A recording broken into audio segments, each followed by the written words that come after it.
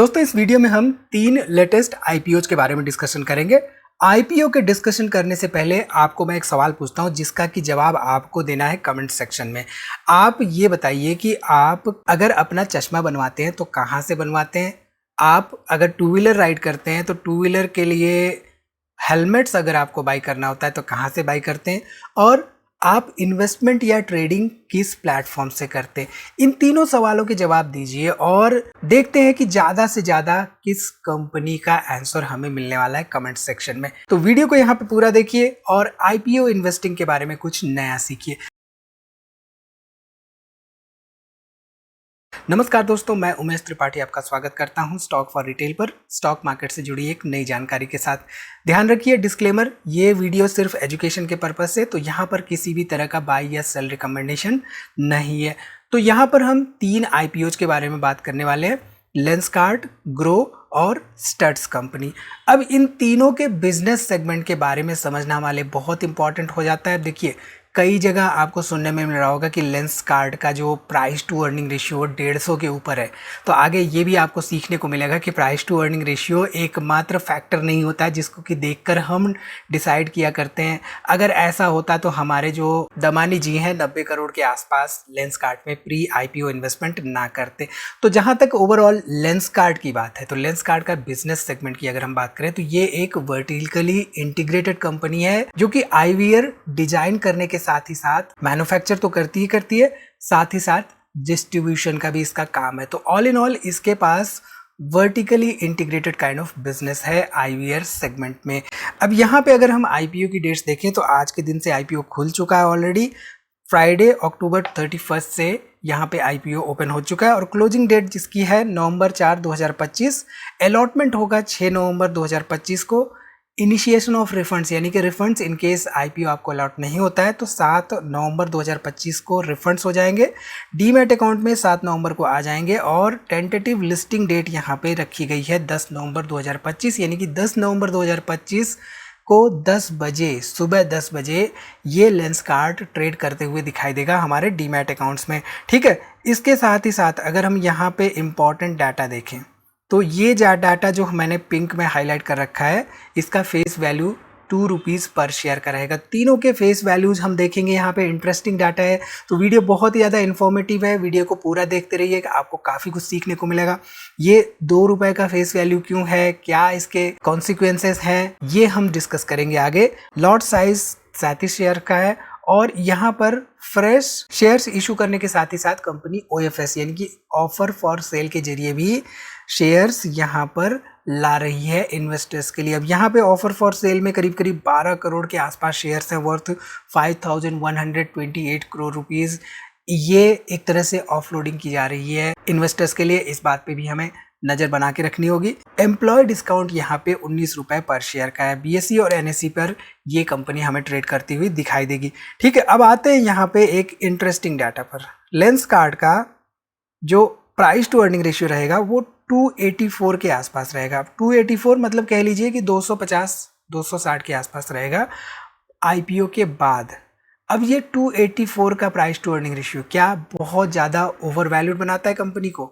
इसके जवाब हाँ, इसके जवाब ना भी हो सकते हैं। देखिए प्राइस टू अर्निंग रेशियो एकमात्र फैक्टर नहीं होता है जिसको कि देखकर इन्वेस्टर्स, खासतौर पे जो हमारे एस इन्वेस्टर्स हैं जैसे कि हमारे राकेश झुनझुनवाला जी थे या दमानिया साहब है या विजय केडिया जी हैं, ये लोग एक फैक्टर नहीं देखते, मात्र एक फैक्टर नहीं देखते। ये लोग क्यूमुलेटिव वे में स्टडी करते हैं कंपनी की और खास तौर पे फोकस करते हैं बिजनेस पर। तो यहाँ पर कंपनी का ओवरऑल बिजनेस क्या है, बिजनेस में ग्रोथ क्या हो सकती है आने वाले समय के लिए, उसकी स्टडी इंपॉर्टेंट हो जाती है हमारे लिए।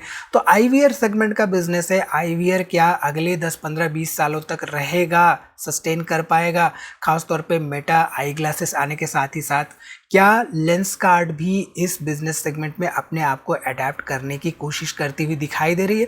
इन सब की स्टडी हमें करनी होगी अगर हमारा पर्सपेक्टिव लॉन्ग टर्म इन्वेस्टमेंट का रहता है किसी भी कंपनी में। तो यहाँ पे प्राइस टू अर्निंग रेशियो जो मैं कह रहा था आपको, प्राइस टू अर्निंग रेशियो क्या होता है, जो कंपनी का करंट प्राइस होता है उसको हम डिवाइड करते हैं ईपीएस से। अब यहाँ पे ईपीएस देखें तो 1.5 रुपये के आसपास है। मान लीजिए फॉर एग्जांपल, हम जस्ट एग्जांपल ले रहे हैं, मान लीजिए यहाँ पे मेरा जो प्राइस है वो 300 का है और ईपीएस मैं रख लेता हूँ यहाँ पे 2 का है। तो प्राइस टू अर्निंग रेशियो यहाँ पे निकल के आता है 150 का, राइट। अब ये ओवर वैल्यूड हम कहते हैं इसको। अब मान लीजिए कि कंपनी अगले 1-1.5 साल में अपना जो EPS है वो इम्प्रूव कर लेती है, 6 का कर लेती है। मान लीजिए ये प्राइस यहाँ पे जो है अगले 1 साल में 420 का पहुंच जाता है। तो ऐसे में क्या होगा कि यहाँ पे जो नया प्राइस टू अर्निंग रेशियो निकल के आएगा वो 150 नहीं 70 के आसपास निकल के आएगा। अब देखिए इंटरेस्टिंग पॉइंट, यहाँ पे price to earning ratio reduce हो चुका है, कंपनी का अर्निंग यहाँ पे बढ़ रहा है। तो हमें किस बात पे फोकस करना है? हमें फोकस करना है कंपनी की सेल्स पर, कंपनी की प्रॉफिटेबिलिटी पर, कंपनी की अर्निंग्स पर, ना कि just price to earning ratio पर। कई कंपनियां ऐसी होती है जिनका कि प्राइस टू अर्निंग रेशियो बहुत कम रहता है, लेकिन उस केस में क्या होता है कि प्राइसेस बढ़ने के साथ ही साथ उनके अर्निंग्स भी बढ़ते रहते हैं। तो हमें फोकस करना चाहिए कंपनी की ग्रोथ पर, ना कि just price to earning ratio पर, ठीक है। तो यहाँ पर अगर हम देखें ओवरऑल सेल्स ग्रोथ रेट, तो 2021 में लेंसकार्ट में 905 करोड़ रुपए के आसपास सेल्स थी। प्रॉफिट बिफोर टैक्स यहाँ पे करीब करीब 33 करोड़ के आसपास था। उसके बाद से 2022-2023 में कंपनी यहाँ पे लॉस मेक कर रही थी। 2024 में अगर हम देखें तो यहाँ पे कंपनी ने करीब करीब 59 करोड़ के आसपास प्रॉफिट जनरेट किया था, प्रॉफिट बिफोर टैक्स, लेकिन प्रॉफिट आफ्टर टैक्स ये नेगेटिव हो चुका था। अब देखें 2025 में तो करीब करीब 385 करोड़ के आसपास यहाँ पे प्रॉफिट बिफोर टैक्स देखने को मिला। प्रॉफिट आफ्टर टैक्स देखें तो 297 करोड़ के आसपास। अब देखिए पॉइंट्स ऐसे होते हैं फाइनेंशियल रिपोर्ट्स में जो कि कंपनी ट्वीक करके भी लिख देती है। कंपनी जनरली कुछ अदर बिजनेसेस कर रही है अगर, तो उसको मेंशन करती है एज अ प्रॉफिट। कंपनी कहीं से अगर म्यूचुअल फंड्स या कोई शेयर्स बेचकर प्रॉफिट कमा रही है तो उसको भी एज अ प्रॉफिट दिखा देती है। तो ये सब भी डिटेल्स हमें बारीक तरीके से देखना होता है जब भी हम इन्वेस्टिगेशन या एनालिसिस कर रहे होते हैं किसी भी कंपनी के बारे में, ठीक है। यहाँ पे अगर हम देखें तो कंपनी का डेटर डेज 2021 में करीब करीब 13 दिन का था, वहीं पे 2025 आते आते मात्र 7 दिन का हो चुका है, और इन्वेंट्री डेज यहाँ पे 198 दिन के आसपास है। ये थोड़ा सा कंसर्निंग फैक्टर होता है inventory days. Inventory turnover ratio अगर हम देखें तो जो माल होता है, माल को बिकने के लिए कितना दिन लगता है वो यहाँ पे हमें ज़्यादा होता हुआ दिखाई दे रहा है, ठीक है। तो लेंसकार्ट के बारे में हमने यहाँ पे जान लिया। अब हम जानते हैं स्टड्स के बारे में। अब स्टड्स का बिजनेस क्या है ये आप कमेंट करके बताइए। स्टड्स ओवरऑल अपने बिजनेस सेगमेंट में लीडरशिप में कहाँ पे स्टैंड करती है ये कमेंट करके बताइए। तो हेलमेट मैन्युफैक्चरर कंपनी है, रेवेन्यू के टर्म्स में ये ऊपरी मंजिल पर है टू व्हीलर सेगमेंट में खासतौर पे, और मोस्टली इसका जो कोर रेवेन्यू जनरेट होता है वो हेलमेट्स के, टू व्हीलर हेलमेट्स के सेल से होता है। अब यहाँ पे अगर हम IPO की डिटेल्स देखें तो ये कल से ओपन हो चुका है स्टड्स का, अक्टूबर 30, 2025 से, और 3 नवंबर को ये क्लोज हो जाएगा मंडे के दिन। अलॉटमेंट होगा 4 नवंबर 2025 को। इनिशिएशन ऑफ रिफंड्स यहाँ पे 6 नवंबर 2025। शेयर्स आ जाएंगे डीमैट अकाउंट में 6 नवंबर को ही, और 7 नवंबर को ये भी हमें 10 बजे के आसपास से ट्रेड होता हुआ दिखाई देगा स्टॉक मार्केट में, BSE और NSE दोनों में। अब यहाँ पे अगर हम देखें इसकी फेस वैल्यू तो ये है 5 रुपये पर शेयर। लॉट साइज 25 शेयर का है। ऑफर फॉर सेल के जरिए सब कुछ ये ला रहे हैं, यानी कि ऑफलोड कर रहे हैं इसके प्रमोटर्स। करीब करीब 455 करोड़ रुपए के आसपास का यहाँ पे वैल्यू है ओवरऑल इस पर्टिकुलर IPO का। BSE और NSE पे लिस्ट होती हुई दिखाई दे रही है। अगर हम इसके EPS के बारे में बात करें तो यहाँ पे EPS करीब करीब 21 रुपीज़ का पर share, 21 rupees. Price to earning ratio यहाँ पे मात्र 28 के आसपास देखने को मिला। तो कंपेरेटिवली यहाँ पे देखें लेंसकार्ट के कंपेरिजन में तो यहाँ पे कंपनी ओवर वैल्यूड नहीं है, ठीक है।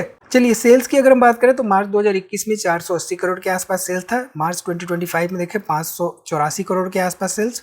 प्रॉफिट बिफोर टैक्स की अगर हम बात करें तो प्रॉफिट यहाँ पे 98 करोड़ का था 2021 में, 95 करोड़ का यहाँ पे 2025 में।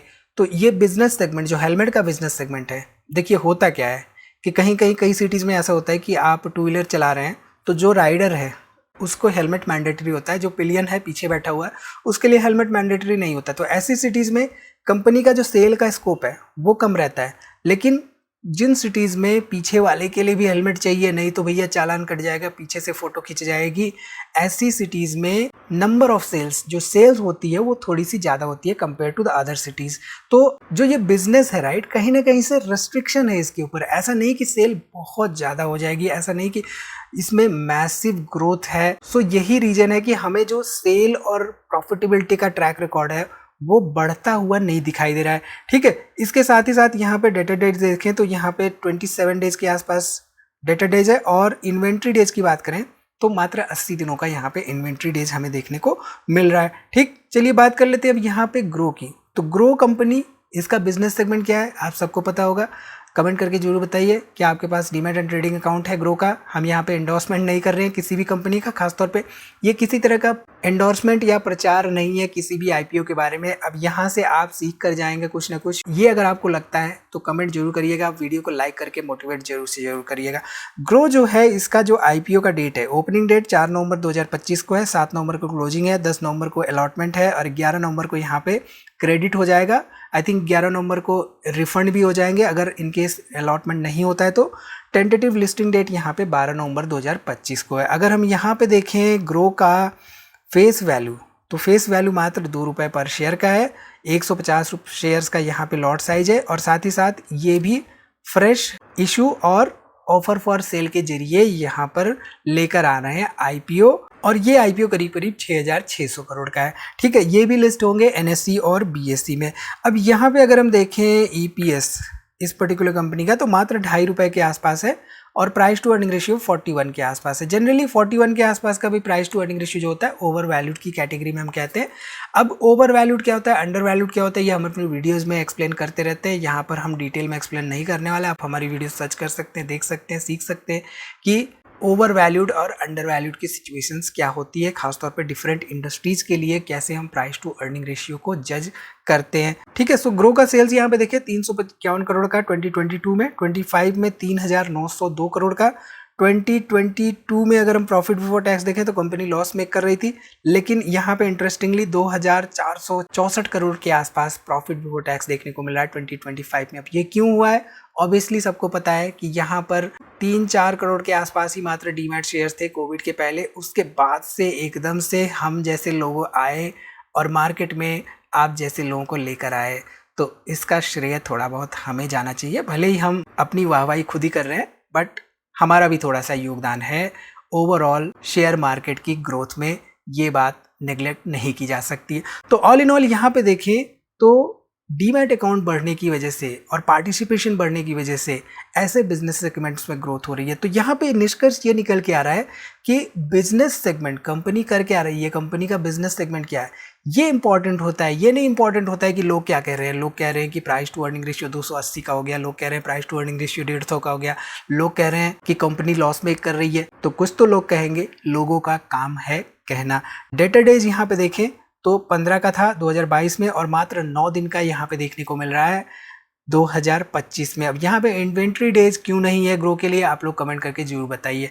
अब ये बेसिक पॉइंट्स जो होते हैं, ये बेसिक पॉइंट्स हमें पता रहने चाहिए। सो इसीलिए मैं आपको कहता हूँ कि जब भी स्टॉक मार्केट में इन्वेस्टमेंट कर रहे हैं तो buy right, sit tight, invest in value stocks, hold for long term, buy on discount, buy valued stocks when they are on discount, and always remember stock market investing is not an exam, so why worry. इस video में इतना ही। आप कौन से IPO में investment करने जा रहे हैं कमेंट करके जरूर बताइए। अलॉटमेंट होती है तो भी कमेंट करिएगा, नहीं होती तो भी करिएगा। वीडियो को लाइक करिए, दोस्तों में शेयर करना ना भूलिए। अगली वीडियो में मिलते हैं, तब तक आप अपना बहुत ख्याल रखिए। और हाँ, जो हमने कहा था वीडियो में कि इन तीनों में एक पॉइंट है जो कि हमें डिस्कस करना है और जो इम्पॉर्टेंट पॉइंट है वो क्या है कि इन तीनों का जो आईपीओ आते समय फेस वैल्यू है वो 10 का नहीं है। 2 कंपनियों का फेस वैल्यू 2 का है और एक कंपनी का फेस वैल्यू 5 का है। तो फेस वैल्यू की वजह से क्या होता है, जब कंपनियां स्टॉक स्प्लिट करना चाहती हैं, नंबर ऑफ शेयर्स बढ़ाना चाहती हैं, ऐसे समय पर फेस वैल्यू काम आता है और फेस वैल्यू को रिड्यूस करती हैं कंपनियां, शेयर प्राइसेस रिड्यूस होते हैं। ये सब क्या होता है, स्टॉक स्प्लिट, बोनस शेयर्स क्या होते हैं, इन सब के बारे में हमने पिछली वीडियोज़ में डिस्कस कर रखा है। आप उसको डिटेल में सीख सकते हैं कि क्या कैसे कंपनियां ये करती हैं। तो यहाँ पर मान लीजिए किसी कंपनी का फेस वैल्यू 2 का है और प्राइस 300 रुपये पर ला रही है, तो उसका प्राइस 300 ना होके 1500 होता अगर फेस वैल्यू 10 का होता। तो इस जानकारी पर एक लाइक तो जरूर होना चाहिए। मिलते हैं अगली वीडियो में नई जानकारी के साथ, तब तक कीप लर्निंग।